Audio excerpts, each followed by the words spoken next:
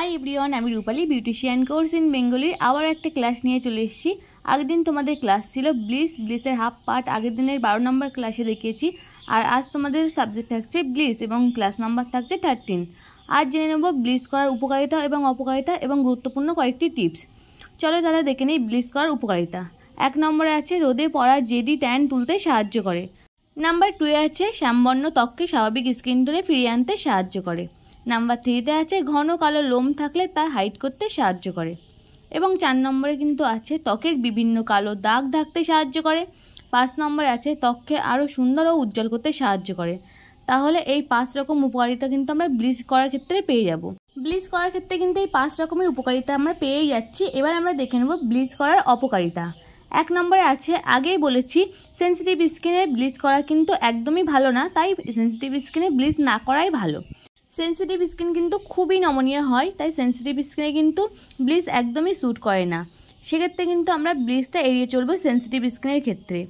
2 নম্বরে কি আছে, যেসব স্কিনে খুব র্যাশ এবং ব্রণের সমস্যা আছে সেই সব স্কিনে ব্লিচ করলে বিভিন্ন ধরনের সমস্যা বেড়ে যায়। 2 নম্বর থেকে আমরা কি বুঝলাম, যেসব স্কিনে খুব র্যাশ এবং ব্রণের সমস্যা আছে সেই সব স্কিনে কিন্তু ব্লিচ করলে সমস্যা আরও বেড়ে যায়।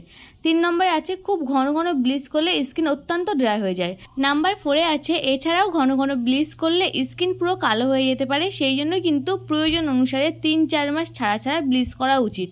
এটা বোঝাতে পারলাম। যারা খুব ঘন ঘন ব্লিচ করতে চাইছো তারা কিন্তু একদমই ঘন ঘন ব্লিচ করবে না। যাদের ব্লিচ করা একান্তই প্রয়োজন তারা কিন্তু মোটামুটি 3-4 মাস পর পর ব্লিচটা করতে পারো। আর যাদের স্কিন মোটামুটি ভালো আছে তারা কিন্তু মোটামুটি 1 মাস 2 মাস পর পর ব্লিচ করতে পারো, কোনো সমস্যা নেই। আমরা যদি কেমিক্যাল মুক্ত ব্লিচ করতে পারি তাহলে কিন্তু আমাদের স্কিনের ক্ষতি কিন্তু অনেকটাই কম হবে। তাই আজকে ঘরোয়া পদ্ধতিতে কিভাবে ব্লিচ করব, তার উপকরণ এবং কিভাবে ব্লিচটা তৈরি করব সেই সব কিছুই বলে দেবো। প্রথমেই জেনে নেব ঘরোয়া পদ্ধতিতে ব্লিচ করার উপকরণ। 1 নম্বরে আছে আলু ও শসার জুস বা পেস্ট। 2 নম্বরে আছে হলুদ বাটা। 3 নম্বরে আছে লেবুর রস। 4 নম্বরে মধু।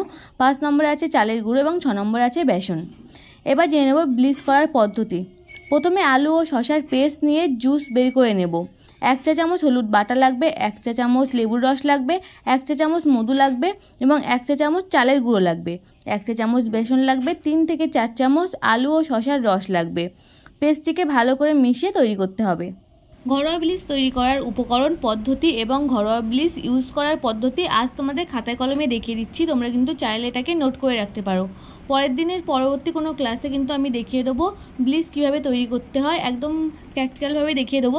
এবার দেখে নেবো ঘরোয়া ব্লিচ ইউজ করার পদ্ধতি। মুখটি ভালো করে ফেস ওয়াশ বা ক্লিনজিং মিল্ক দিয়ে ভালোভাবে কিন্তু পরিষ্কার করে নিতে হবে। প্রথমে মুখ ভালোভাবে শুকিয়ে গেলে প্যাকটি পুরোপুরি ইউজ করে নেব। পুরো ফেসে কিন্তু প্যাকটি ভালো করে লাগিয়ে নিতে হবে। দেন 15 থেকে 20 মিনিট পর মুখটি কিন্তু তোয়ালে বা ওয়েট টিস্যু দিয়ে পরিষ্কার করে নেব। পরিষ্কার করার পর ময়শ্চারাইজার লাগিয়ে নেব। অবশ্যই রাত্রেবেলা হলে ময়শ্চারাইজার এবং দিনের বেলা হলে কিন্তু ময়শ্চারাইজার পরে সানস্ক্রিনটা লাগিয়ে নিতে হবে। এবার কয়েকটা গুরুত্বপূর্ণ নোট তোমাদের বলে দিচ্ছি, সেটা কিন্তু নোট করে রাখতে পারো। নাম্বার 1 গুরুত্বপূর্ণ টিপসটা হলো ঘরোয়া ব্লিচ বা হোমমেড ব্লিচ কিন্তু সপ্তাহে 1 থেকে 2 বার ইউজ করা যায়। যেহেতু এটা ঘরোয়া পদ্ধতিতে তৈরি, একদম পুরো কেমিক্যাল ফ্রি, সেই জন্য কিন্তু এই ব্লিচটা আমরা সপ্তাহে 1 থেকে 2 বার অবশ্যই ইউজ করতে পারবো।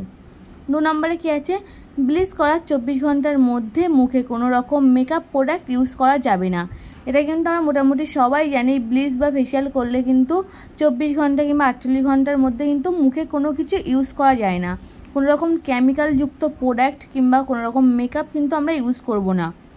3 নম্বরে আছে বাইরে বেরোনোর সময় মুখে কিন্তু সানস্ক্রিন লাগিয়ে বেরোতে হবে। গরম হোক বা শীত আমাদের কিন্তু সবসময় সানস্ক্রিন ইউজ করা উচিত। আর ব্লিচ করার 24 ঘন্টা কিংবা 48 ঘন্টার মধ্যে কিন্তু আমরা যদি বাইরে বেরোই তাহলে কিন্তু আমাদের মুখে কিন্তু অবশ্যই সানস্ক্রিনটা ইউজ করে বেরোনো উচিত। আর এই যা এখন গরম পড়ছে সেক্ষেত্রে কিন্তু মোটামুটি সারাদিন আমাদের একটা সানস্ক্রিন ইউজ করেই থাকতে হয়। তো সেক্ষেত্রে কিন্তু তোমরা অবশ্যই মনে করে সানস্ক্রিনটা ইউজ করবে।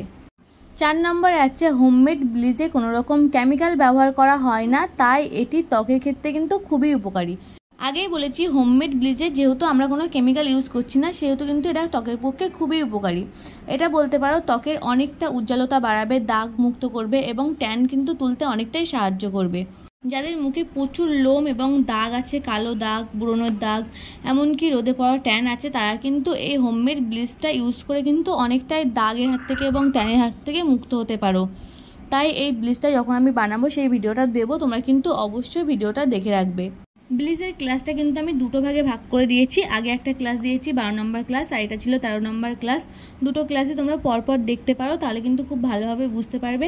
আর আজকের ক্লাসটা এখানেই শেষ করছি, পরের দিন দেখা হচ্ছে ওয়্যাক্সিংয়ের ক্লাস নিয়ে। ততক্ষণে তোমরা এই ক্লাসটা দেখে রাখো, আর নেক্সট ক্লাস খুবই তাড়াতাড়ি আসছে। আর ভিডিওটি ভালো লাগলে অবশ্যই একটি লাইক দিও, আর তোমাদের যদি ক্লাসগুলো গুরুত্বপূর্ণ বলে মনে হয় অবশ্যই চ্যানেলটিকে সাবস্ক্রাইব করে রাখতে পারো।